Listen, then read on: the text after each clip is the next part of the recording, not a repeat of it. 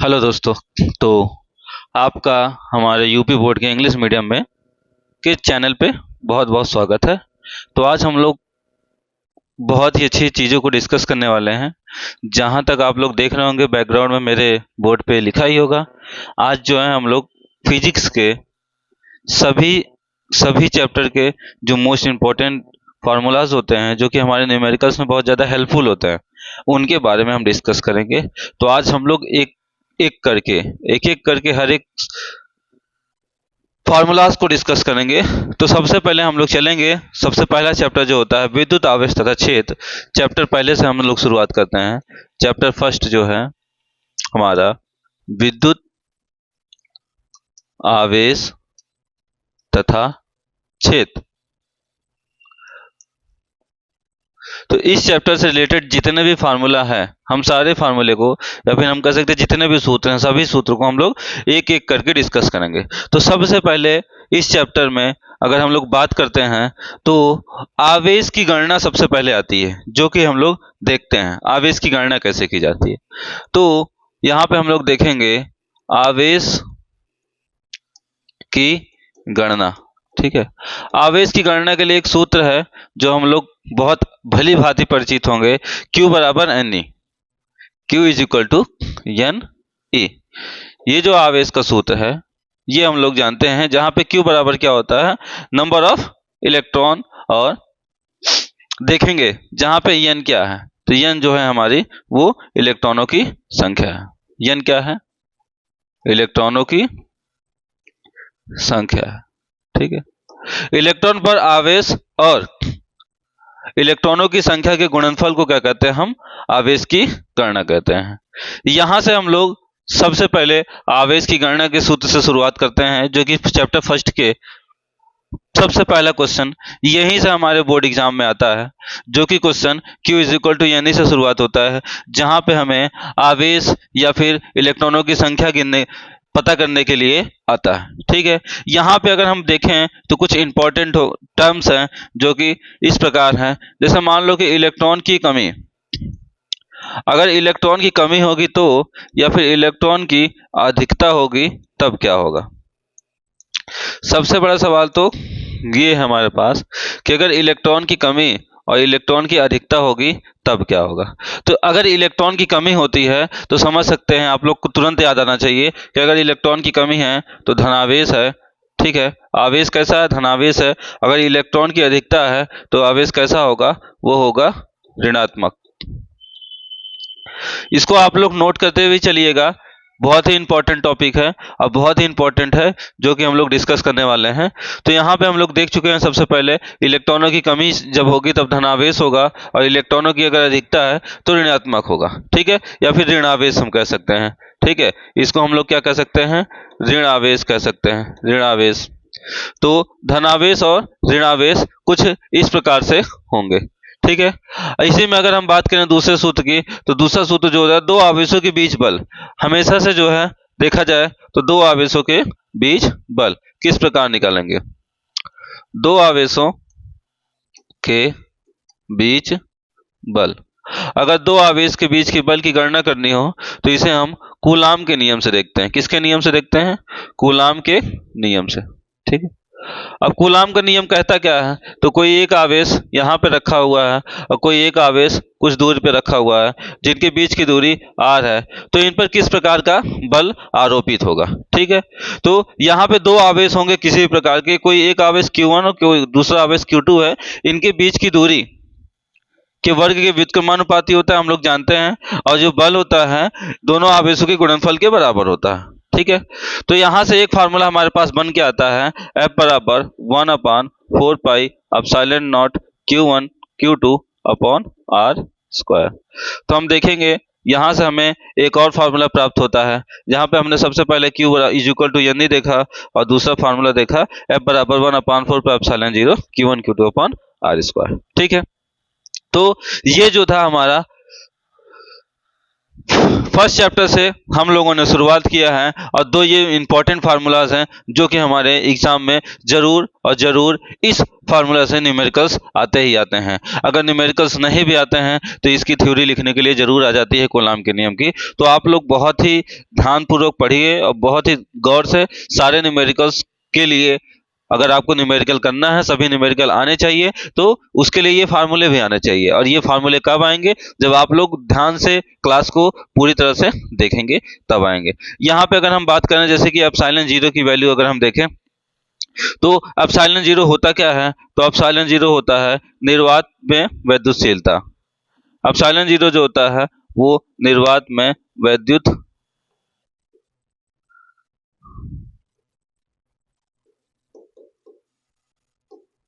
शीलता होती है। क्या होती है?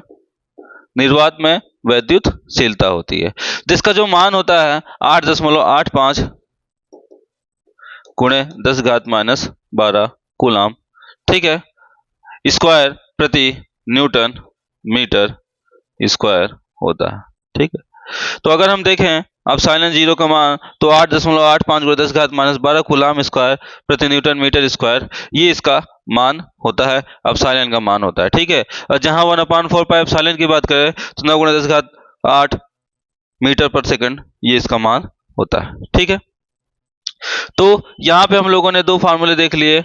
आगे की ओर बढ़ते हैं और देखते हैं। यहाँ पे अगर हमने देखा तो दो आवेश के बीच कूलाम बल जो है बराबर 1/4 pi epsilon zero Q1 Q2 upon are square है। ठीक है, जहाँ पे 1/4 पाई एप्सिलॉन जीरो ये एक नियतांक है जो कि K होता है।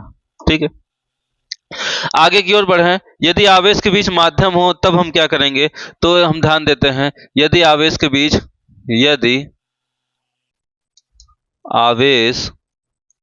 के मध्य क्या हो? यदि आवेश के मध्य या फिर इसके बीच में माध्यम हो, ठीक है, क्या हो?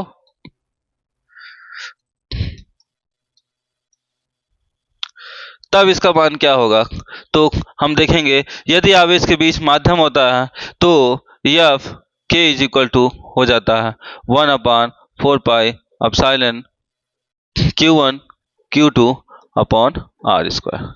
यहाँ अगर हम बात करें तो एप्सिलॉन नॉट के साथ साथ परावैद्युतांक एक जुड़ता है। एप्सिलॉन नॉट के साथ साथ क्या होता है? एक परावैद्युतांक जुड़ जाता है। यहाँ पे हम इसको कुछ इस प्रकार लिख सकते हैं, चाहे तो यहीं पे लिख लेते हैं के। ठीक है, 1/4 पाई एप्सिलॉन के Q1 Q2 upon are square. तो यहाँ से एक फार्मूला हमें ये मिलता है जो कि क्या होता है, बीच में अगर माध्यम रखा हो यदि आवेश के बीच तब ये फार्मूला लगाएंगे। जहां पे के क्या है तो माध्यम का परावैद्युतांक होता है। हम लोग जानते हैं के जो होता है ये क्या होता है? ये माध्यम का परावैद्युतांक होता है, या फिर हम के को माध्यम का परावैद्युतांक कहते हैं। जिसके लिए एक और अगर हम फार्मूला देखें तो एफ अपॉन एफ के इज इक्वल टू हमारे पास आ जाता है परावैद्युतांक। क्या आ जाता है? एफ अपॉन एफ के इज इक्वल टू परावैद्युतांक। तो यहाँ पे अगर हम देखें तो एफ बराबर क्या हो जाएगा? एफ अपॉन एफ के। ठीक है, ये ठीक है, एफ अपॉन एफ के। जहां पे अगर हम यहां से अगर हम बल निकालने की कोशिश करें तो अगर यहां से हम बल निकालने की कोशिश करें तो एफ बराबर परावैद्युतांक इनटू किसी माध्यम में बल। ठीक है, माध्यम में बल के लिए दो आवेश के बीच अगर कोई माध्यम होगा तो उसके लिए हम क्या करेंगे? एफ के इज इक्वल टू लगाएंगे 1/4 पाई एप्सिलॉन जीरो के Q1 Q2 upon are square. ठीक है, तो आप लोग इसको जरूर याद रखिएगा। और हम अगले सूत्र की ओर चलते हैं और अगला सूत्र देखते हैं। तो अब यहाँ देखते हैं विद्युत क्षेत्र। ठीक है, अब विद्युत क्षेत्र की अगर हम बात करें तो विद्युत क्षेत्र होता क्या है? तो विद्युत क्षेत्र जो होता है E बराबर एफ अपॉन क्यू नॉट होता है। क्या होता है? E बराबर एफ अपॉन क्यू नॉट। ठीक है, या फिर हम Q0 कह सकते हैं। E बराबर एफ अपॉन क्यू नॉट। ठीक है, अगर हम बात करते हैं यहीं पे विद्युत क्षेत्र में आवेश पर बल, विद्युत क्षेत्र में आवेश पर बल, तो हम देखेंगे विद्युत क्षेत्र में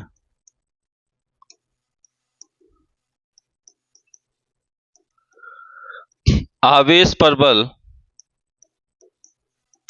जो यफ होगा, क्या होगा, यफ। वैद्युत क्षेत्र में अगर हम बात करें तो वैद्युत क्षेत्र में अगर आवेश की बात करें तो आवेश पर जो बल होगा F बराबर क्या होगा, वो F बराबर क्यू नॉट ई होगा। क्या होगा, F बराबर क्यू नॉट ई होगा।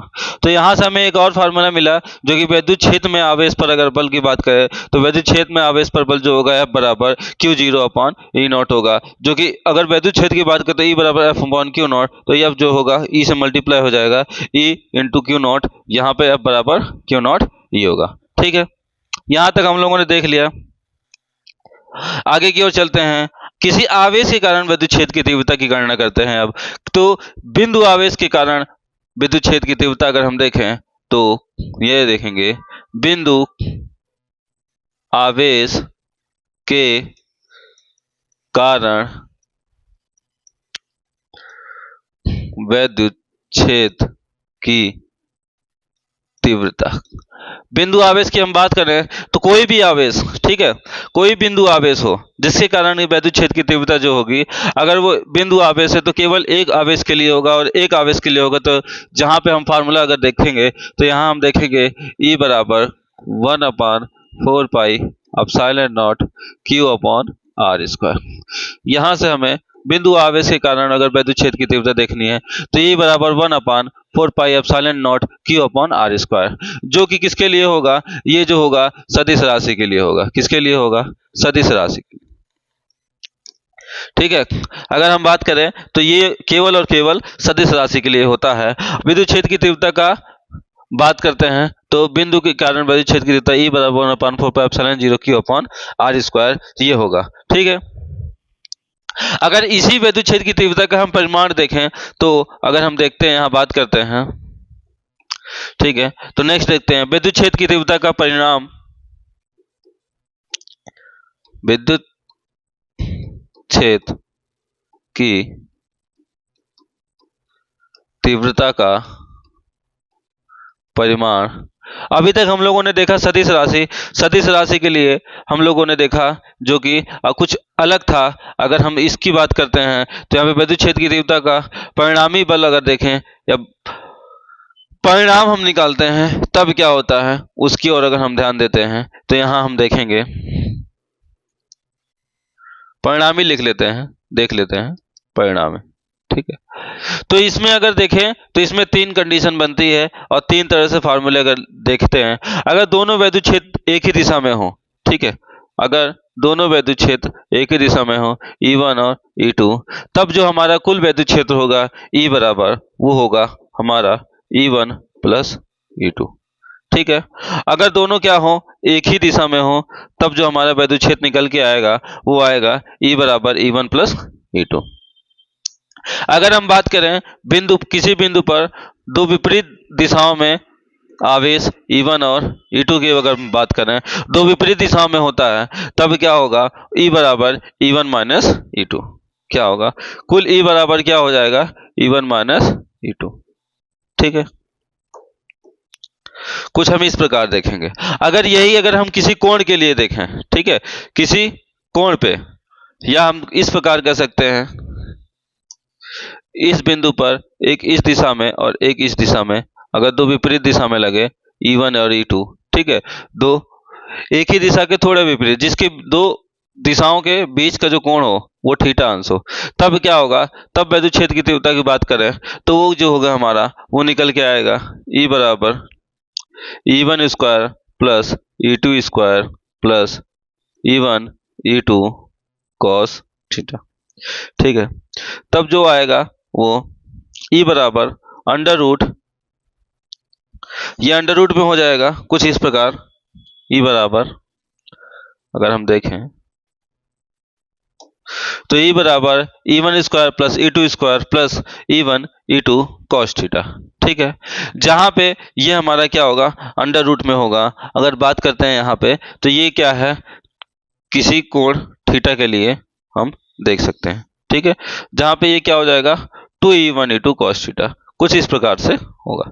ठीक है, तो हमने क्या देखा, बिंदु आवेश के कारण विद्युत क्षेत्र की तीव्रता, यहाँ पे हमने देख ली बिंदु आवेश के कारण विद्युत क्षेत्र की तीव्रता कुछ इस प्रकार से हमें दिखाई देती है।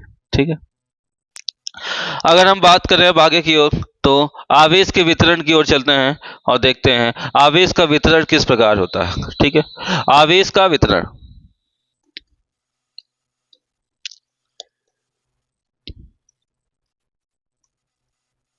ठीक है,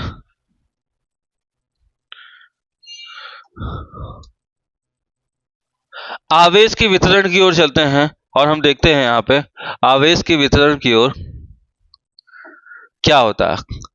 तो अगर हम आवेश के वितरण की बात करें तो बेटा यहाँ ध्यान दीजिएगा, आप लोग जरूर नोट करिएगा इसको, ये बहुत ही इंपॉर्टेंट है, जो कि हमारे एग्जाम के लिए बहुत ही ज्यादा इंपॉर्टेंट है।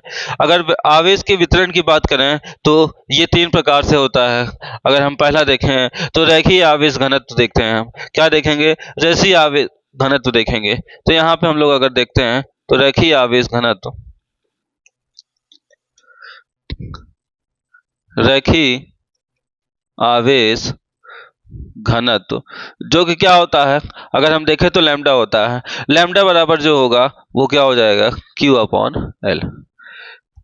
यहां से हमें एक मिलता है लैम्डा बराबर Q अपॉन L। ठीक है, अगर दूसरे की बात करें तो अगर हम दूसरा देखें प्रकीय घनत्व आवेश, किसकी बात करते हैं?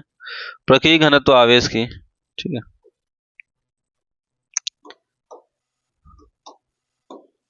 प्रकीय घनत्व आवेश की बात करें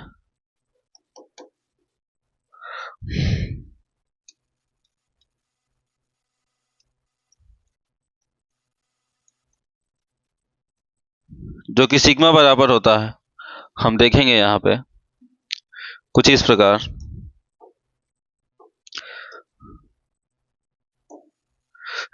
जो कि सिग्मा बराबर होता है रो Q अपॉन A। ठीक है,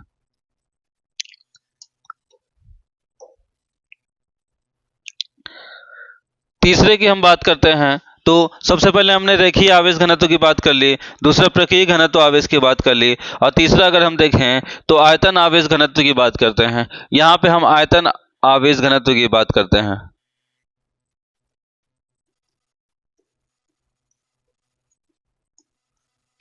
तो आयतन आवेश घनत्व जो होता है वो क्या होता है?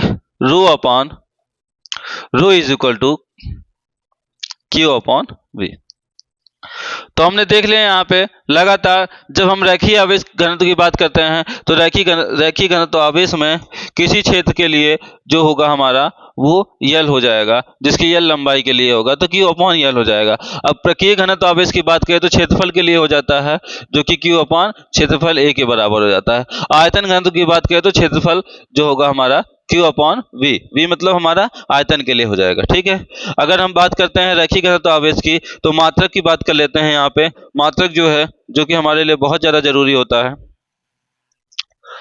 मात्रक की बात करें तो इसका जो मात्रक होगा C अपॉन M होगा। क्या होगा? C अपॉन M होगा। ठीक है, देख सकते हैं कूलाम का मात्रक, आवेश का मात्रक कूलाम होता है, लंबाई का मात्रक मीटर होता है, इस वजह से C अपॉन M हो जाएगा।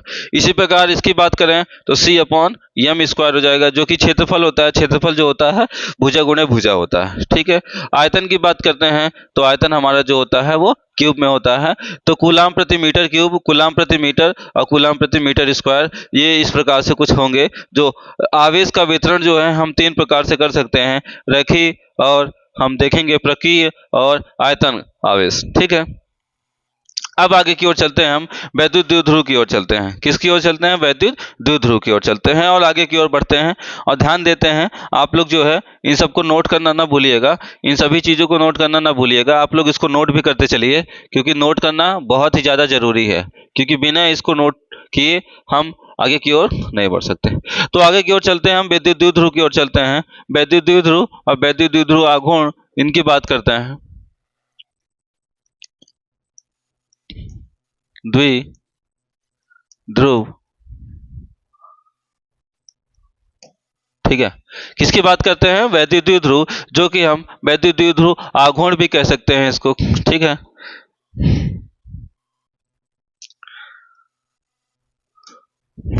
वैद्युत द्विध्रुव आघूर्ण। ठीक है, अब द्विध्रुव की बात करें तो यहाँ पे 2 ध्रुव होगा, जो कि 2 ध्रुव कुछ इस प्रकार से होगा, एक प्लस Q पहला आवेश जो होता है वो प्लस क्यू होता है और दूसरा जो होता है वो माइनस क्यू होता है। इनके बीच की दूरी जो होती है वो 2l मानी जाती है। ठीक है, कुछ इस प्रकार से हम देखेंगे। तो जिसमें वैद्युत ध्रुव बराबर हम देखें तो P बराबर Q इंटू 2l। ठीक है, जो आवेश होता है वो इनकी बीच की दूरी के गुणनफल के बराबर होता है। तो वैद्युत द्विध्रुव आघूर्ण की बात करें तो P बराबर Q इंटू 2l होता है। ठीक है, तो यहां से हमें एक फार्मूला ये मिल के आता है P बराबर Q इंटू 2l। ठीक, अगर हम बात करते हैं आगे की ओर तो यहाँ पे अगर हम देखें तो अक्ष पर विद्युत क्षेत्र की तीव्रता क्या होगी, तो यहाँ हम देखेंगे विद्युत द्विध्रुव की अक्ष पर, ठीक है, अक्ष पर अगर हम देखें तो अक्ष पर विद्युत क्षेत्र की तीव्रता अगर देखें यहाँ पे अक्ष पर विद्युत क्षेत्र की तीव्रता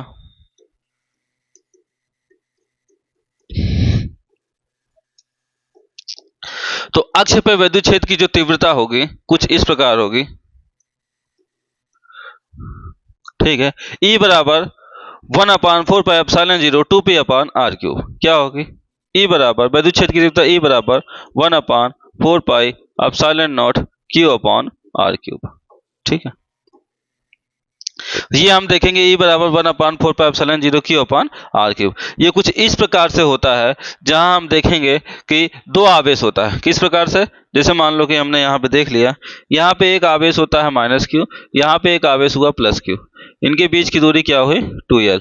दूर स्थित बिंदु किसी पे हम देख सकते हैं कुछ इस प्रकार, दूर स्थित बिंदु कोई P है, इस पर वैद्युत क्षेत्र की तीव्रता हमें क्या करना है कि गणना करनी है। ठीक है, तो इस पर वैद्युत क्षेत्र की तीव्रता गणना करने के लिए यहाँ पे अगर हम देखें तो ये जो होता है हमारा, ये यहाँ से यहाँ तक हम क्या मान लेते हैं, इसको r मान के चलते हैं कुछ इस प्रकार से,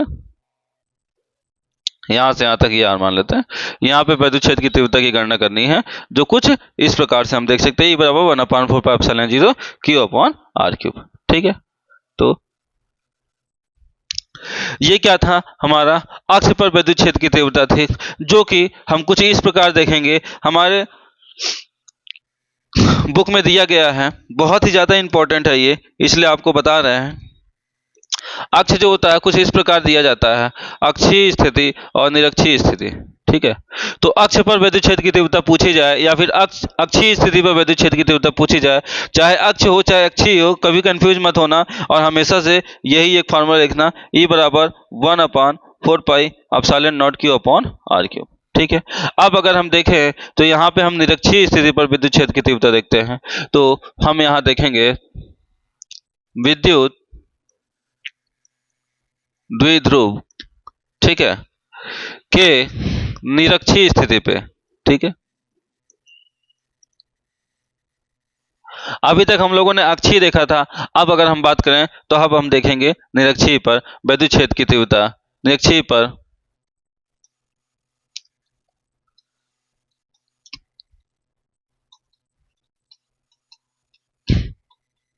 अगर हम निरक्षीय पर विद्युत क्षेत्र की तीव्रता की बात करें तो E निरक्षीय बराबर क्या हो जाता है, हम देखेंगे E निरक्षीय बराबर क्या हो जाता है, तो E निरक्षीय बराबर 1/4πε0 p अपान r क्यूब। कुछ इस प्रकार होता है, E बराबर 1/4πε0 p अपान r क्यूब। अब निरक्षीय स्थिति की बात करें तो आप लोगों ने हमारा अगर पिछले का वीडियो नहीं देखा है प्रीवियस लेक्चर का, तो प्रीवियस लेक्चर का जरूर देखिए। यहाँ पे जैसे प्लस क्यू माइनस क्यू आवेश, दो आवेश होते हैं कुछ इस प्रकार से, यहाँ पे r दूरी पर स्थित कोई बिंदु P है जिस पर विद्युत क्षेत्र की तीव्रता ज्ञात करनी है, कोई बिंदु P है जिस पर क्या करना है, विद्युत क्षेत्र की तीव्रता ज्ञात करनी है। ये हमारा जो होता है निरक्षीय स्थिति के लिए कुछ इस प्रकार से हो जाता है, हम लोग देखेंगे यहाँ पे तो कुछ इस प्रकार होता है, ये इस प्रकार से देखेंगे तो ये कुछ इस प्रकार होता है। अगर इसमें कुछ नया देखें हम तो यहाँ पे अगर हम व्यापक बिंदु पर देखें तो व्यापक बिंदु पर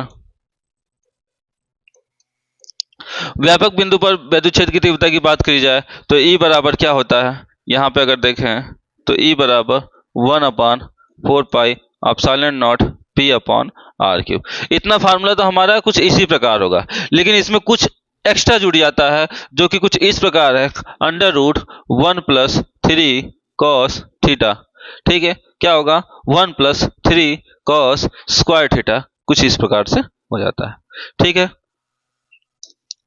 तो यहां से हमें एक नया फार्मूला मिलता है, जो व्यापक बिंदु पर E बराबर 1/4πε_p/r³ √1 + 3 cos स्क्वायर थीटा के बराबर होता है, ठीक है। अब आप लोग समझ नहीं रहे होंगे कि व्यापक बिंदु पर क्या है। तो व्यापक बिंदु पर अगर हम बात की जाए तो व्यापक बिंदु कुछ इस प्रकार से होती है। तो अगर हम देखें तो ये, ठीक है, ये थीटा हो जाएगा, कुछ इस प्रकार से होगी, ठीक है। व्यापक बिंदु जो होगा हमारा वो कुछ इस प्रकार से होगा, जहां पे एक आवेश प्लस क्यू और दूसरा आवेश माइनस क्यू, कुछ इस प्रकार से होगा, जहां पे कुछ दूर पे बिंदु स्थित है और यहाँ से थीटा पे ये बिंदु यहाँ पे स्थित होंगे। ये व्यापक रूप हो जाएगा, जो कि हम देख चुके हैं, ठीक है। तो इसी व्यापक रूप पे यहाँ पे बिंदु P पर वैद्युत क्षेत्र की तीव्रता E की गणना यहाँ पे हमें करनी होती है, जो कुछ इस प्रकार से हमें दिखाई देता है, ठीक है। अगर हम बात करें अक्ष के लिए और थीटा बराबर 0 अंश हो तब क्या होगा, ठीक है। अक्ष के लिए अगर थीटा बराबर 0 होगा, ठीक है, अक्ष के लिए अगर थीटा बराबर 0 होता है तब क्या होगा, अगर हम देखेंगे तब E बराबर हमारा 1/4πε0 2p/r³ हो जाता है, ठीक है। अक्ष पर अगर थीटा बराबर 0 होगा तो उसके लिए कुछ इस प्रकार से हम सूत्र लिखेंगे, ठीक है, 2p/r³, ठीक। अगर निरक्ष के लिए, ठीक है, किसके लिए, निरक्षी के लिए,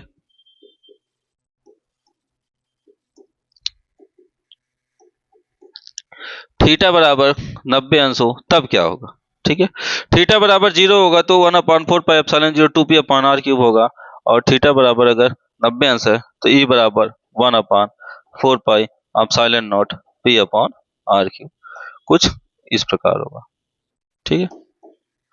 तो यहाँ पे हम लोगों ने कुछ क्वेश्चंस में इस प्रकार से हमने देख लिया। अब हम बल आघूर्ण की गणना करेंगे। यहाँ पे बल आघूर्ण के लिए सूत्र की गणना हम देखेंगे। तो ये कुछ इस प्रकार से है, हम लोग यहाँ गणना करने चल रहे हैं। तो यहाँ हम देखेंगे एक समान विद्युत क्षेत्र में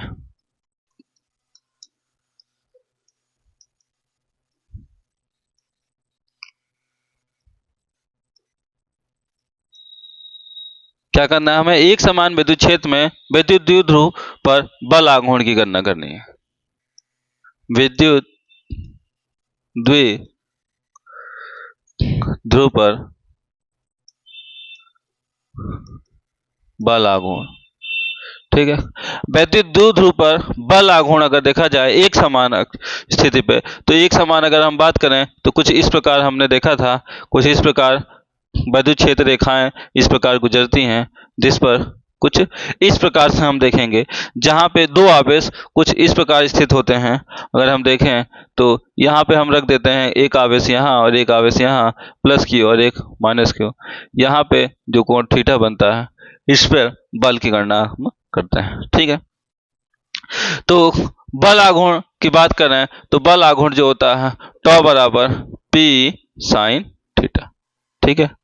टॉ बराबर जो होता है वो हमारा होता है P sin थीटा। यहाँ पे टॉ बराबर हमारा क्या हो गया, P sin थीटा हो गया। अगर वेक्टर रूप की बात करें तो हमारा sin थीटा हट जाता है, टॉ वेक्टर बराबर हो जाएगा हमारा P vector into E vector, ठीक है। कुछ इस प्रकार से हमें ये दो सूत्र प्राप्त होते हैं, ठीक है। यही हम विद्युत फ्लक्स की बात करें तो विद्युत फ्लक्स का जो होता है उसके लिए अगर हम देखें विद्युत फ्लक्स, ठीक है। अब विद्युत फ्लक्स का आप लोग जानते होंगे, बहुत अच्छी तरह से वाकिफ होंगे। तो हम अगर हम देखें तो कुछ इस प्रकार से विद्युत बल रेखाएं गुजरती हैं, जिस पर क्या होता है, इस प्रकार से यहाँ थीटा कोण बनता है, ठीक है। और यहीं पे हम क्या करते हैं, वैद्युत क्षेत्र की तीव्रता निकालते हैं। यहाँ अगर हम देखें तो यहाँ वैद्युत क्षेत्र की तीव्रता ये जा रही है, ठीक है, कुछ इस प्रकार जा रही है। अगर हम देखें दूसरा, अगर हम देखें कुछ इस प्रकार से, ठीक है।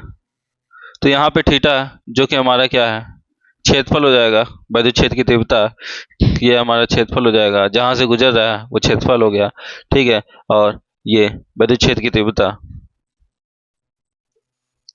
यही हो जाएगा हमारा, ठीक है।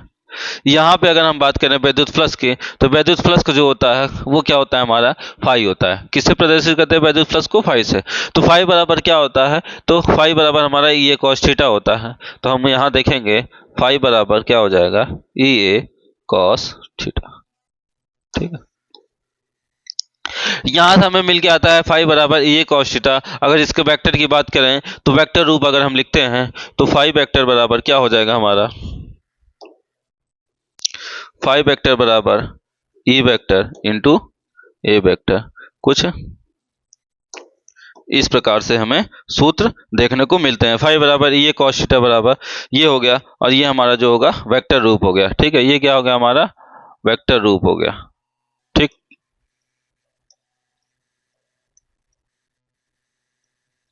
तो वेक्टर रूप की बात करें तो हमारा कुछ इस प्रकार से देखने को मिलता है।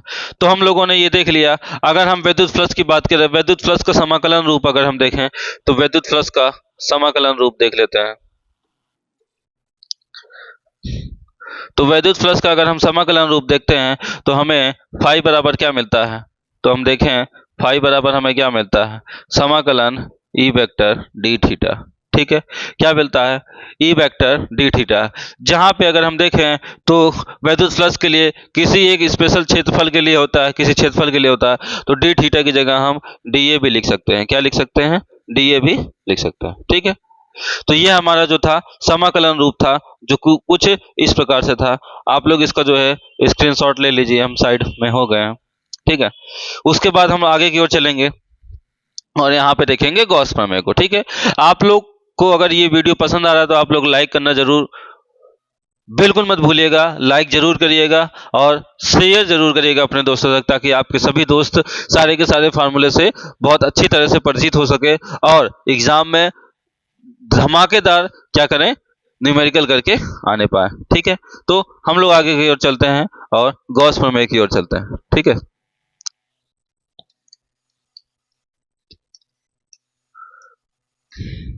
हम बात करते हैं गॉस प्रमेय। गॉस प्रमेय जो होता है हमारा फाई बराबर 1/एप्सिलॉन नॉट इंटू क्यू के बराबर होता है, ठीक है। क्या होता है, फाई बराबर जो होता है हमारा, फाई बराबर 1/एप्सिलॉन नॉट इंटू क्यू, ठीक है।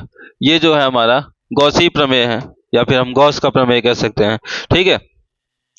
अगर इसके हम वेक्टर की बात करें तो अभी अभी हम लोगों ने देखा था, समाकलन की बात करें, समाकलन E vector into D A, ठीक है। E vector into D A, अगर E vector into D A करेंगे तो इसका हमें क्या निकल के आता है, क्यू अपॉन एप्सिलॉन नॉट निकल के आता है। क्या निकल के आता है, क्यू अपॉन एप्सिलॉन नॉट, ठीक है। तो आगे की ओर चलते हैं। अब देखते हैं अनंत लंबाई की धारावाही तार के कारण विद्युत क्षेत्र की तीव्रता ज्ञात करनी है। अनंत लंबाई, ठीक है। आगे की ओर देखेंगे अनंत लंबाई, ठीक है। तो अनंत लंबाई के धारावाही तार के, ठीक है, अनंत लंबाई के धारावाही तार के कारण विद्युत क्षेत्र की तीव्रता, ठीक है।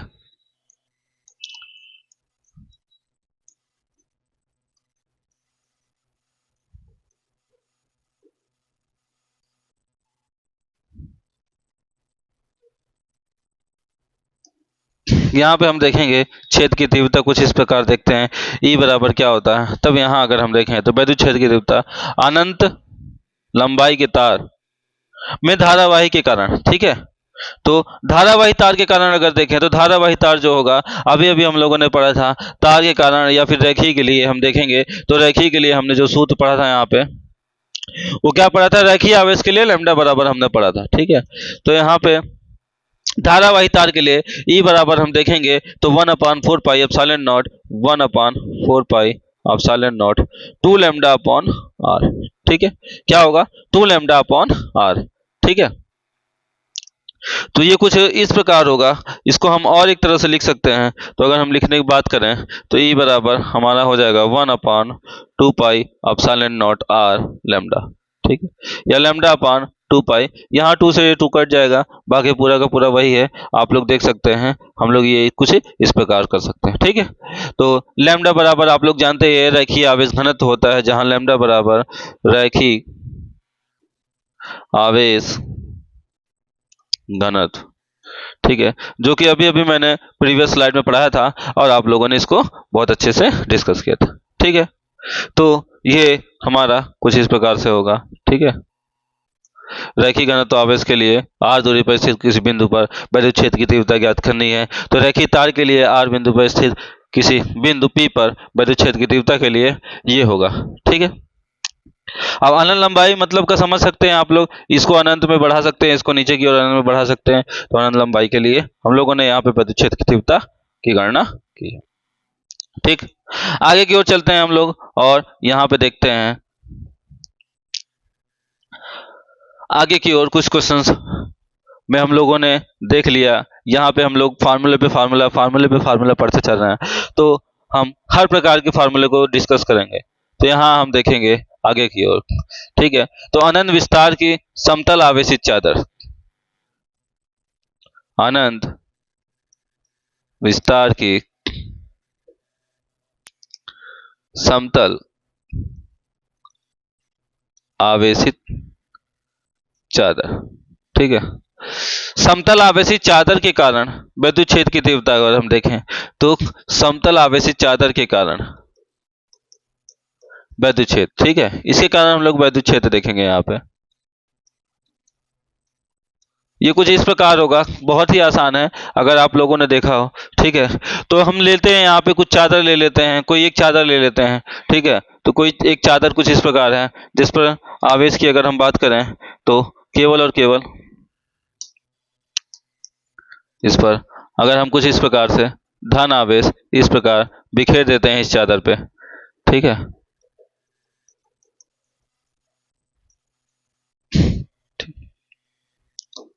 जो कि एक चादर है जिस पर धन आवेश कुछ इस प्रकार से बिखरा हुआ है, और इस चादर से r दूरी पर स्थित कोई बिंदु P है, r दूरी पर स्थित कोई बिंदु P है जिस पर विद्युत क्षेत्र की गणना करनी है। तो हम देखेंगे जहां पे विद्युत क्षेत्र की गणना अगर हम करें तो E बराबर क्या होगा हमारा सिग्मा अपॉन क्या होगा, सिग्मा अपॉन 2 एप्सिलॉन नॉट होगा। याद रखिएगा, सिग्मा अपॉन 2 एप्सिलॉन नॉट होगा। ठीक है, 2 एप्सिलॉन, जो कि E बराबर सिग्मा अपॉन 2 एप्सिलॉन नॉट होगा। यहाँ पे सिग्मा जो होगा वो कुछ इस प्रकार से देखेंगे, प्रक्षीय आवेश घनत्व कहलाती है। ठीक है, अब हम देखेंगे दो समांतर प्लेट के लिए। ठीक है, दो समांतर प्लेट के लिए तो समांतर प्लेट हम कुछ इस प्रकार से बना लेते हैं, E1 और E2। इस पर अगर हम देखें तो आवेश हम इस पर प्लस आवेश बना लेते हैं, यहीं पे हम ऋण आवेश देख लेते हैं, एक पर प्लस आवेश और एक पर माइनस आवेश। ठीक है, तो अगर हम देखेंगे यहाँ पे तो विद्युत क्षेत्र E1 और E2 कुछ इस प्रकार है। तो यहाँ पे कुल E जो विद्युत क्षेत्र होगा वो क्या होगा, तो E1 बराबर E2। यहाँ पे दोनों अगर हम देखें तो E1 बराबर क्या हो जाएगा, E2 हो जाएगा। ठीक है, तो E1 बराबर E2 जो होगा वो रो अपान क्या हो जाएगा, 2 एप्सिलॉन नॉट, कुछ इस प्रकार से होगा। ठीक है, और अगर हम E1 E2 को अगर देखें तो दोनों क्या है, लगभग और लगभग क्या है, समान है। समान होने की वजह से E बराबर क्या हो जाएगा हमारा, E1 plus E2। E1 plus E2 की बात करें तो E क्या है, 2 epsilon not plus sigma upon 2 epsilon. बात करते हैं 2 sigma upon 2 epsilon not, sigma sigma cut गया, E बराबर ये जो हमारा यहाँ से प्राप्त होता है E बराबर सिग्मा अपॉन एप्सिलॉन नॉट। ठीक है, ये कुछ इस प्रकार से हमें मिलता है। ठीक है, आगे की ओर चलते हैं हम लोग और देखते हैं गोली कोष के कारण विद्युत क्षेत्र। तो गोली देखते हैं हम, गोली कोष, तो आवेशित गोली कोष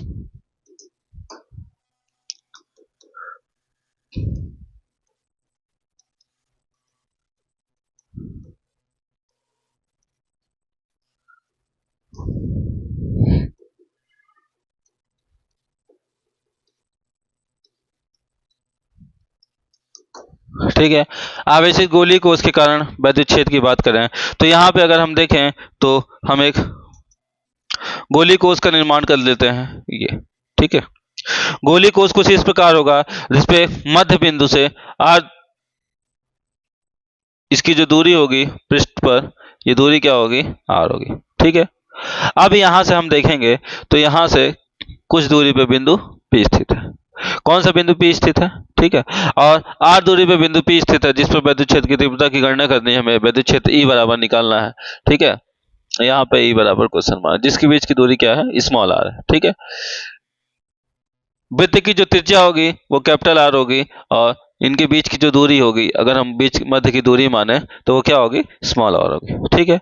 और इस गोले के पृष्ठीय क्षेत्रफल पे, ठीक है, पृष्ठीय का मतलब है इसके पूरे पृष्ठ पे प्लस आवेश कुछ इस प्रकार से स्थित है,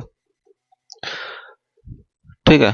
तो इस पे अगर हम देखें तो बाह्य बिंदु पर वैद्युत क्षेत्र अलग होगा और कोष के प्रथम पद पे या फिर पृष्ठ के अंदर और बिंदु के बाहर दोनों पे अलग अलग होगा, ठीक है। तो बाह्य बिंदु पर अगर हम बात करते हैं तो बाह्य बिंदु पर यहां देखेंगे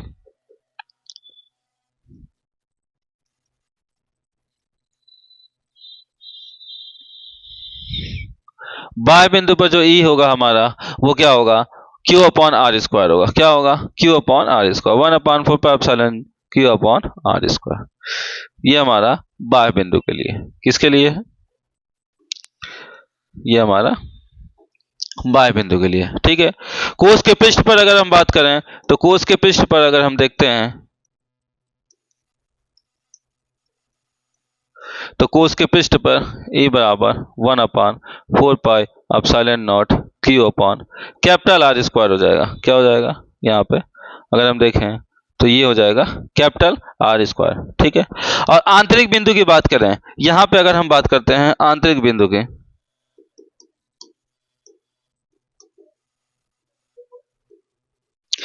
आंतरिक बिंदु की, तो आंतरिक बिंदु पे जो होता है वो वैद्युत क्षेत्र क्या होता है, वहां पे शून्य होता है, ठीक है। किसी भी गोलीय पृष्ठ के भीतर वैद्युत क्षेत्र जो क्या होगा वो पूरी तरह से शून्य होगा, ठीक है।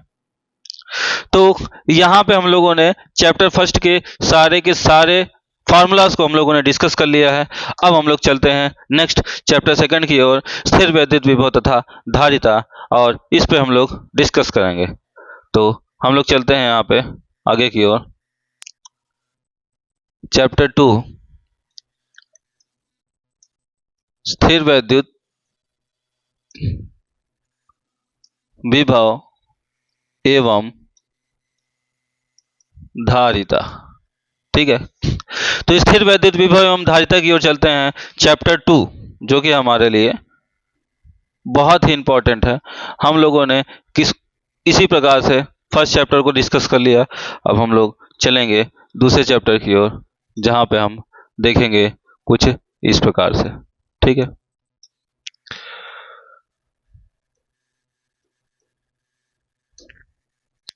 तो चैप्टर फर्स्ट हम लोगों ने डिस्कस कर लिया है सारे फार्मूलाज को। चैप्टर सेकंड की ओर चलते हैं जो कि हमारा स्थिर वैद्युत विभव एवं धारिता है। तो आप लोग बिल्कुल भी वीडियो को छोड़ के कहीं मत जाइए। आप लोग को लगता होगा कि ये सारे के सारे फार्मूला हम लोग को पता है, हम लोग क्या इस लेक्चर को देख रहे हैं। तो बहुत जरूरी है आप लोग को देखना कि आपको एक ही वीडियो में सारे के चैप्टर्स के फार्मूलाज को एक ही वीडियो के अंदर मिल जा रहा है, तो आप लोग क्यों नहीं इसे देखें।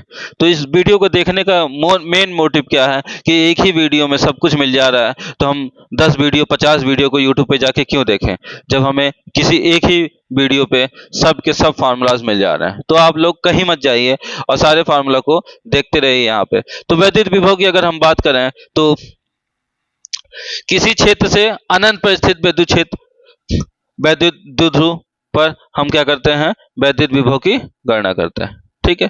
अनंत पर स्थित वैद्युत विभव निकालते हैं तो हम अनंत के लिए देखते हैं। तो यहाँ पे अगर हम देखें तो यहाँ पे हमारा फार्मूला शुरू होता है कुछ इस प्रकार से। हम बात करते हैं आगे की ओर चलते हैं, ठीक है। तो यहाँ पे अगर हम वैद्युत विभव निकालते हैं तो वैद्युत विभव क्या होता है, वैद्युत विभव जो V होता है, वैद्युत विभव को हम किससे प्रदर्शित करते हैं, V से, ठीक है। तो V जो होता है वो हमारा क्या होता है, जैसे देखते हैं हम, ये क्षेत्र है, यहाँ पे कोई आवेश Q है, इस आवेश को यहां से अनंत तक ले जाने में किया गया कार्य क्या?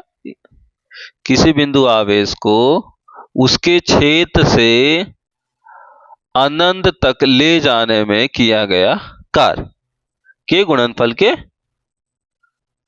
व्युत्क्रमानुपाती होता है। ठीक है, तो हम देखेंगे यहाँ पे V बराबर क्या हो जाएगा, किया गया कार्य बटे Q नॉट के बराबर जो होता है, ये हमारा यहाँ पे वैद्युत विभव निकल के आता है। ठीक है, तो वैद्युत विभव जो है हमारा V बराबर W अपान Q नॉट निकल के आया। ठीक है, जिस प्रकार वैद्युत विभव है उसी प्रकार हमारा क्या होता है, विभवांतर होता है। ठीक है, वैद्युत विभव जैसे होगा वैसे ही क्या होगा, विभवांतर। अब विभवांतर की बात करें तो विभवांतर है क्या, विभवांतर क्या है बताओ, कमेंट में बताओ, विभवांतर क्या है? बहुत ही आसान है।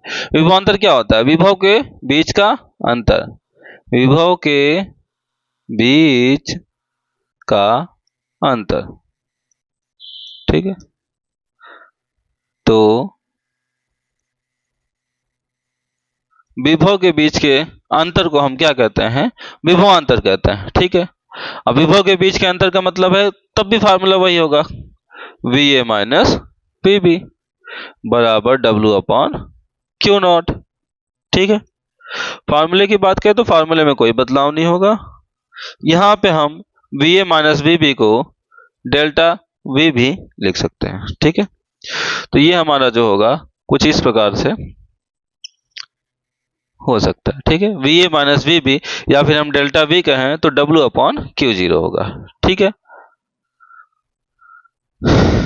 और यहां हम बात करते हैं अगर दो बिंदु आवेशों के बीच ले जाने में किया गया कार्य। ठीक है, तो एक नया फार्मूला यहां पे बनेगा, दो बिंदुओं के बीच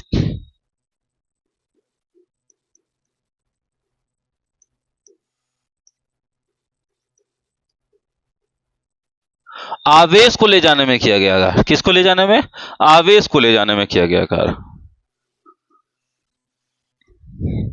आवेश को ले जाने में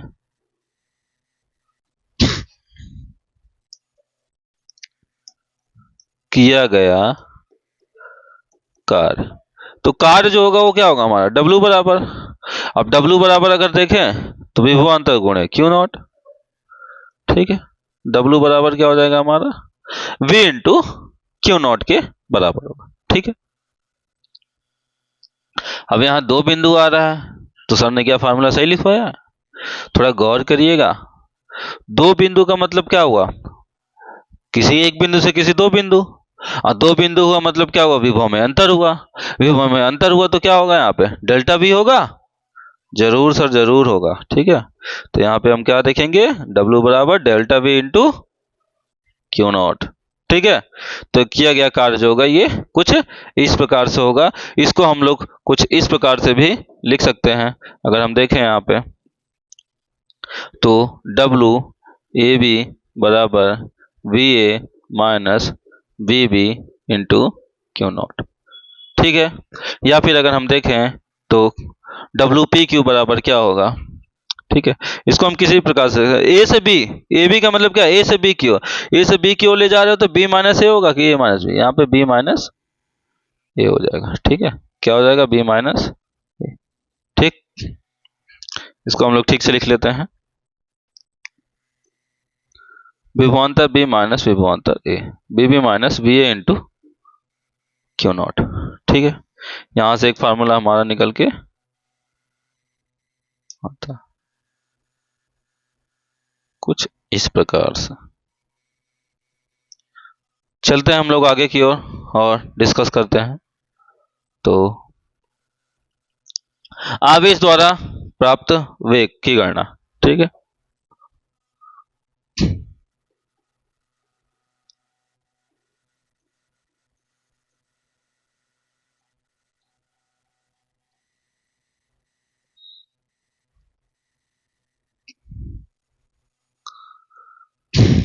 आवेश द्वारा प्राप्त वेग अगर बात करें तो W बराबर क्या होता है? W बराबर क्या होता है? अभी अभी हम लोगों ने पढ़ा था, delta V into q not. ठीक है, और यहाँ पे वेग की बात करें तो 1/2 mv स्क्वायर हो जाएगा। ठीक है, और हमारा क्या है, ये तो वही का वही रहेगा, delta V into q not. ठीक है, 1/2 यम क्या है, हमारा मास है, v क्या है, वेग है, या फिर हम कह सकते हैं आवेग है। तो यहाँ पे v स्क्वायर बराबर क्या होगा, 2 ऊपर चला जाएगा, 2 delta v into q not upon m. ठीक है, या फिर हम v बराबर √2 delta v into q not upon m, कुछ इस प्रकार हम लिख सकते हैं। ठीक है, तो ये हमारा निकल के आता है 2 q not delta v upon m. ठीक है, अब बात करते हैं इलेक्ट्रॉन वोल्ट की। इलेक्ट्रॉन वोल्ट क्या होता है, तो इसी में हम देख लेते हैं। इलेक्ट्रॉन वोल्ट मात्रक। ठीक है, इलेक्ट्रॉन वोल्ट ऊर्जा का मात्रक होता है। किसका मात्रक होता है? ऊर्जा का मात्रक होता है। तो ये जो है हमारा ऊर्जा का मात्रक होता है। ठीक है, ऊर्जा का मात्रक क्या होता है? इलेक्ट्रॉन का वोल्ट। ठीक है, मतलब एक इलेक्ट्रॉन वोल्ट बराबर क्या होगा, एक इलेक्ट्रॉन वोल्ट बराबर क्या होगा, आप लोगों ने न्यूमेरिकल किया है। एक इलेक्ट्रॉन वोल्ट बराबर क्या होता है? 1.6 गुणे 10⁻⁻19 जूल। क्या होगा, ये हमारे लिए इंपॉर्टेंट है, आप लोग इसको जरूर याद रखिएगा। ठीक है, स्टार मार्क बना लीजिए। एक इलेक्ट्रॉन वोल्ट बराबर क्या होता है? 1.6 इंटू 10⁻19 जूल। अब आगे की ओर हम बात करते हैं किसी बिंदु आवेश के कारण, किसी बिंदु आवेश के कारण उत्पन्न विभव। किसी बिंदु के कारण होगा तो क्या होगा, देखेंगे हम लोग।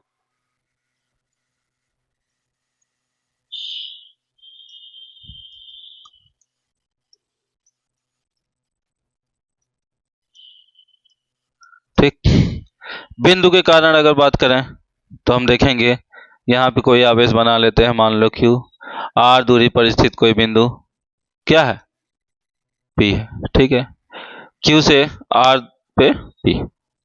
अभी तक हम लोगों ने किसी बिंदु Q पर R दूरी स्थित बिंदु P पर वैद्युत क्षेत्र की तीव्रता ज्ञात की थी। अब हम क्या ज्ञात करेंगे, विभव। क्या ज्ञात करेंगे, विभव। ठीक है, विभव की गणना करेंगे। तो विभव जो होगा V बराबर वो क्या होगा, वो हमारा 1/4 पाई एप्सिलॉन नॉट। जिस प्रकार से हमने वैद्युत क्षेत्र निकाला था उसी प्रकार से विभव निकालेंगे। तो 1/4 pi epsilon not Q upon R। कुछ इस प्रकार विभव निकलेगा हमारा, विभव बराबर 1/4 pi epsilon not Q upon R। ठीक है, ये जो होता है हमारा वो अदिश राशि होती है। क्या होता है, अदिश राशि होती है। ठीक है, अब विभव के अध्यारोपण का सिद्धांत हम देखेंगे। तो विभव के अध्यारोपण का सिद्धांत भी हम लोगों ने डिस्कस किया है। विभव के अध्यारोपण का सिद्धांत अगर हम बात करें तो विभव के अध्यारोपण की बात करते हैं तो यहाँ पे V बराबर क्या होगा। अब अध्यारोपण की बात करते हैं तो कुछ फिगर भी बना लेते हैं और उस फिगर से समझते हैं। मान लो कि कोई बिंदु P है, यहाँ पे विभवांतर V1 हो गया। ठीक, सॉरी, आवेश क्या होगा, Q1 हो गया, जो कि R1 दूरी पे स्थित है। ठीक है, इसी प्रकार से किसी एक को रख देते हैं यहाँ पे Q2, जो कि R2 दूरी पे स्थित है। ठीक, इसी प्रकार से यहाँ ले लेते हैं -Q3 ले लेते हैं, जो कि R3 दूरी पे स्थित है। यहाँ ले लेते हैं हम Q4, जो क्या R4 दूरी पे स्थित है। ठीक है, तो अलग अलग किसी बिंदु से हम बात करें, Q1 से R1 दूरी पे बिंदु P, Q2 से R2 दूरी पे बिंदु P, Q3 से या Q3 से यहाँ -q3 से बिंदु P पे और माइनस या फिर q4 से r4 दूरी पे स्थित बिंदु P पर विभव की गणना करनी है। तो यहाँ पे अगर हम बात करें, बिंदु P है, ये हमारा कुछ इस प्रकार से बिंदु P दिख रहा है, ठीक है। तो इस बिंदु P पर विभव की गणना करनी है। V बराबर क्या होगा, तो हम देखेंगे V बराबर क्या होता है। तो V बराबर हमारा V1 plus V2 plus V3 plus V4 हो जाता है। सभी आवेशों पर लगने वाले विभव के योग के बराबर होता है कुल विभव हमारा, ठीक है। तो अगर इसको हम इस प्रकार से लिखते हैं, तो V बराबर हम इस फार्मूले पर रखेंगे तो 1/4 पाई एप्सिलॉन नॉट, हमारा ये तो पूरी तरह कॉमन हो जाएगा। उसके बाद अगर हम आवेश रखें तो Q अपॉन क्या होगा, R1 plus Q1 upon R1 plus Q2 upon R2 minus Q, आवेश हमारा माइनस में, एक निगेटिव ले लो, दो निगेटिव ले लो, तीन निगेटिव ले लो, तो उसी प्रकार से हम यहाँ रखेंगे Q3 upon R3 plus Q4 upon R4, ठीक है। ये हमारा कुल विभव जो होगा निकल के आ जाएगा कुछ इस प्रकार से, ठीक है। तो हम लोगों ने इसको डिस्कस किया यहाँ पे, ये हमारा कुछ इस प्रकार से निकल के आया, ठीक है। ये हमारे लिए बहुत ज़्यादा ज़रूरी है, आप लोग इसको याद रखिएगा, जरूर एग्जाम में काम आएगा आप लोग के, ठीक है। तो अब ऊर्जा की बात करते हैं, हम लोग आगे की ओर बढ़ते हैं और ऊर्जा की बात करते हैं, ठीक है। आप लोग बहुत ही ध्यान से पढ़ रहे हैं, इसके लिए बहुत बहुत शुक्रिया है। आप लोग लगातार इस वीडियो में बने रहिए, वीडियो थोड़ा लंबा जा सकता है क्योंकि काफ़ी सारे न्यूमेरिकल्स हैं और सभी न्यूमेरिकल्स, फिर भी वीडियो लंबे समय तक जा रहा है, 1 घंटे तक का पहुंच गया है। तो जल्दी से हम लोग खत्म करते हैं और आगे की ओर बढ़ते हैं। दो आवेशों के बीच विद्युत स्थितिज ऊर्जा की बात करते हैं। तो हम लोग जल्दी जल्दी चलते हैं और देखते हैं दो आवेशों के बीच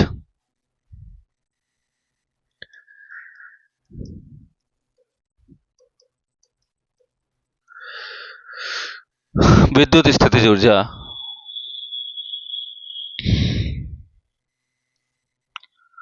अगर हम स्थितिज ऊर्जा की बात करें, जो कि U होता है हमारा, क्या होता है, U होता है। तो U बराबर क्या होगा, दो आवेशों के बीच है तो वही होगा 1/4 pi epsilon not Q1 Q2 upon R, ठीक है। दो आवेशों के लिए है तो Q1 Q2 अपॉन R हो जाएगा। दो आवेश हम लोग जानते हैं किस प्रकार से होता है हमारा, तो हम देख सकते हैं इसे Q1 Q2 बीच की दूरी R हो जाएगी, ठीक है। इन पर जो ऊर्जा लग रही है वो U बराबर 1/4 पाई एप्सिलॉन 0, ठीक है। अब अगर हम बात करें यहाँ पे, तो आवेश का जो मान होता है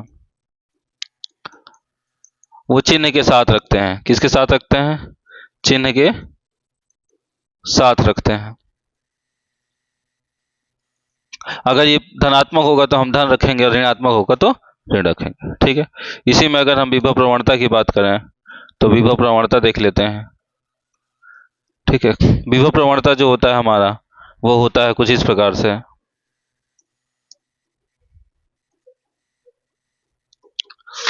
विभव प्रवणता बराबर विभव में परिवर्तन बटे दूरी। क्या, विभव में परिवर्तन, जल्दी से बताइए विभव में परिवर्तन क्या होगा। हमारा विभव में परिवर्तन क्या होगा, डेल्टा V होगा, बटे दूरी में परिवर्तन मतलब वही हो गया डेल्टा x, ठीक है। तो विभव में परिवर्तन बटे दूरी में परिवर्तन, अगर हम चिन्ह के साथ लेंगे तो ये क्या होगा, minus delta V upon delta, ठीक है। जो कुछ विभव प्रवणता कुछ इस प्रकार से हम देखने को मिलते हैं। और एक और देखते हैं हम इसी में, वैद्युत क्षेत्र की तीव्रता और विभव प्रवणता में संबंध। तो विद्युत क्षेत्र की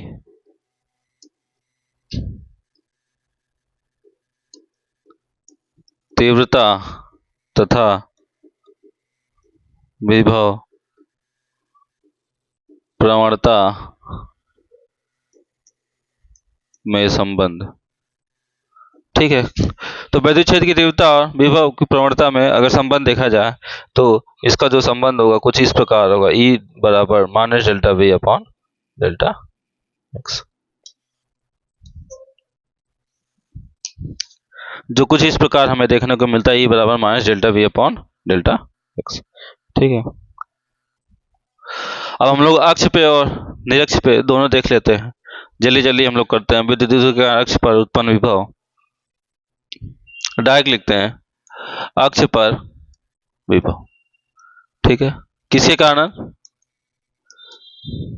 वैद्युत द्विध्रुव के कारण। ठीक है, तो आप लोग याद रखिएगा सभी के सभी वैद्युत द्विध्रुव के कारण ही होगा, तो इसको लिखने की जरूरत नहीं है। बाकी अगर चाहो तो लिख सकते हो द्विध्रुव के कारण। ठीक है, तो द्विध्रुव के कारण अगर अक्ष पर देखा जाए तो V बराबर क्या होगा अगर अक्ष की बात करें। ठीक है, तो अक्ष के लिए हम लोगों ने जो पढ़ा था वैद्युत क्षेत्र की तीव्रता के लिए, वही हमारा जो होगा वो क्या होगा, केवल विभव में परिवर्तित हो जाएगा। तो V अक्ष बराबर 1/4πε0 P अपॉन आर स्क्वायर। ठीक है, और यही अगर हम निरक्ष पे देखें तो निरक्ष पर क्या होगा, तो हमारा 2P हो जाता है।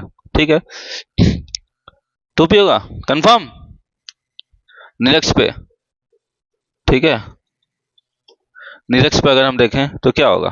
ठीक है, एक माइनस क्यू होगा, एक प्लस क्यू होगा, और एक माइनस क्यू है, एक प्लस क्यू है, तो minus Q plus Q cut जाएगा क्योंकि चिन्ह के साथ हम लेते हैं। अभी अभी हम लोगों ने पढ़ा था, एक माइनस क्यू होगा, एक प्लस क्यू होगा, तो आवेश जो होगा हमारा क्या हो जाएगा, 0 हो जाएगा। तब यहाँ पे भी निरक्ष की अगर हम बात करें तो भी निरक्ष पे क्या होगा, वो हो जाएगा हमारा 0। क्या हो जाएगा, 0। ठीक है, क्योंकि चिन्ह के साथ हम लेते हैं minus Q plus Q, minus Q 1/4πε0 P upon R Q. एक माइनस में होगा, एक प्लस में होगा, प्लस और माइनस अगर देखें तो वो क्या हो जाएगा, 0 हो जाएगा। ठीक है, और यही अगर हम अक्ष निरक्ष के साथ साथ व्यापक बिंदु पर देखें तो क्या होगा।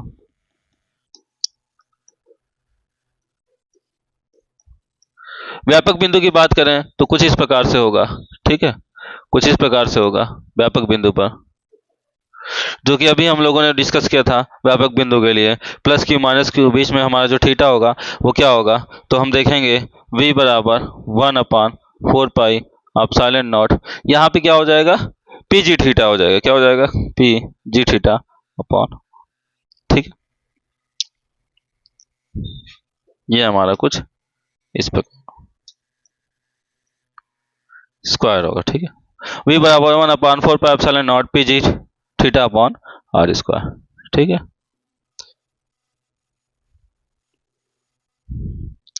आगे की ओर चलते हैं और हम देखते हैं एक समान द्विध्रुव क्षेत्र में घुमाने पे किया गया कार्य। ठीक है, डायरेक्ट कर लेते हैं हम लोग, घुमाने पर किया गया कार्य। ठीक है, क्या घुमाया जाएगा, तो विद्युत द्विध्रुव को। किसको घुमाया जाएगा, वैद्युत द्विध्रुव को। कुछ इस प्रकार लिख लेते हैं, वैद्युत द्विध्रुव को, द्विध्रुव को। ठीक है, तो वैद्युत द्विध्रुव को घुमाने में किया गया कार्य W बराबर जो होगा वो क्या होगा हमारा, W बराबर P1 माइनस कॉस थीटा के बराबर। ठीक है, W बराबर P1 माइनस कॉस थीटा। ठीक है,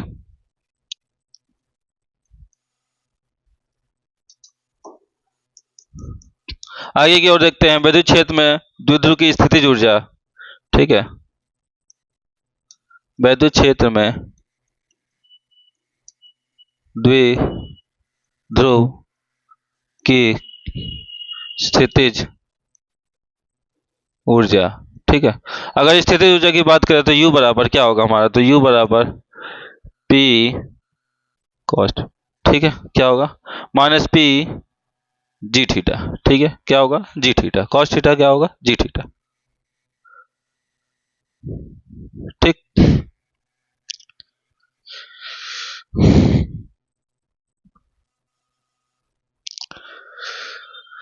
हाँ, जी थीटा क्या है हमारा, कॉस थीटा होगा। यहाँ पे हम देखें तो P कॉस थीटा। ठीक है,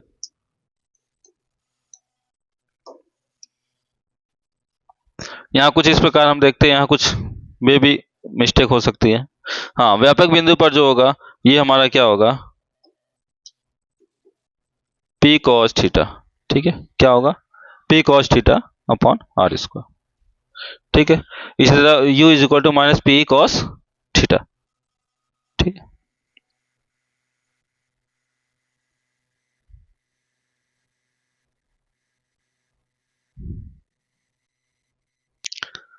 आगे की ओर चलते हैं हम लोग, धारिता बराबर देख लेते हैं, फटाफट देखते हैं अब जल्दी जल्दी। धारिता बराबर क्या होता है? धारिता C बराबर Q अपॉन V। ठीक है, आप लोग नोट करते चलिएगा, बहुत ही इंपॉर्टेंट है। धारिता जो होगा C बराबर क्या होगा? Q अपॉन V होगा। ठीक है, इसका अगर मात्रक की बात करें तो इसके मात्रक जो होता है, इसका मात्रक जो होता है वो क्या होता है? कूलाम होता है। क्या होता है? कूलाम प्रति वोल्ट कह लेते हैं हम। ठीक है, कूलाम प्रति वोल्ट या फिर धारिता का मात्रक डायरेक्ट हम क्या कह सकते हैं? फैराडे कह सकते हैं, दोनों हो सकता है। तो कूलाम प्रति वोल्ट कह सकते हैं या फिर फैराडे कह सकते हैं, धारिता का मात्रक होता है। विलगित गोली चालक की धारिता अगर हम बात करें तो विलगित, हम देख लेते हैं, विलगित गोली चालक की धारिता, विलगित के लिए अगर हम देखें तो विलगित में दो होगा, एक निर्वात में होगा। ठीक है, निर्वात में। विलगित के लिए अगर हम देखें तो किसी, इस पे हम देखेंगे यहाँ पे कुछ इस प्रकार से, ये हमारा सर्किल है। ठीक है, अब ये क्या होगा? विलगित निकाय होगा। विलगित निकाय हम लोगों ने अभी अभी देखा था, यहाँ पे plus Q plus Q plus plus plus plus plus. ठीक है, कुछ इस प्रकार।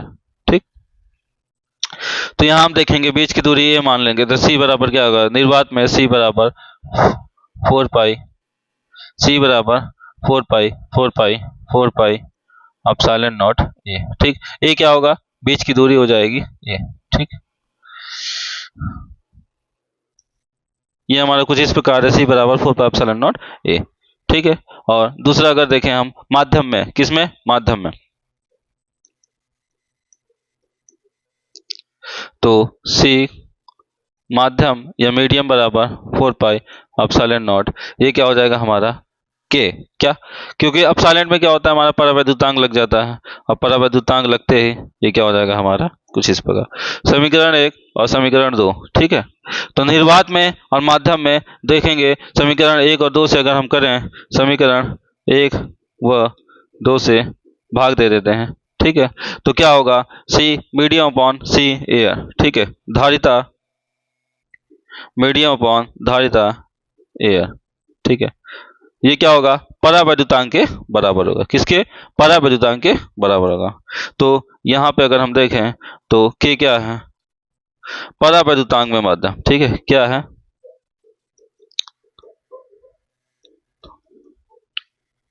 परावैद्युतांक में माध्यम। ठीक है, आगे की ओर बढ़ते हैं, आप लोग इसको जरूर नोट करिएगा, फटाफट फटाफट हम लोग चलते हैं। अगर वैद्युत स्थितिज ऊर्जा की बात करें तो आगे की ओर देखेंगे, बहुत बड़ा है, तो चलते हैं हम लोग। और इसके आगे के कुछ फार्मूलेस है, क्योंकि वीडियो बहुत लंबा होते जा रहा है, और लंबा होगा तो बच्चे देखते नहीं है, और देखेंगे तो बच्चे बोर हो जाएंगे। तो आप लोग इसे जरूर से जरूर नोट करिए, अपने कॉपी में पेन से जरूर नोट करिए, एक नोट्स बनाइए या फिर एक चार्ट बनाइए, जहां आप लोग पढ़ते हैं अपने स्टडी टेबल के सामने, इसको लंबा से एक चार्ट पेपर पे सारे फार्मूले को लिखिए और चिपकाइए। और साथ ही साथ आप लोग न्यूमेरिकल करते चलिए, न्यूमेरिकल करने में जितनी भी प्रॉब्लम हो रही है आप लोग कमेंट करिए, आपके लिए एक न्यूमेरिकल का एक नया लेक्चर लिया जाएगा।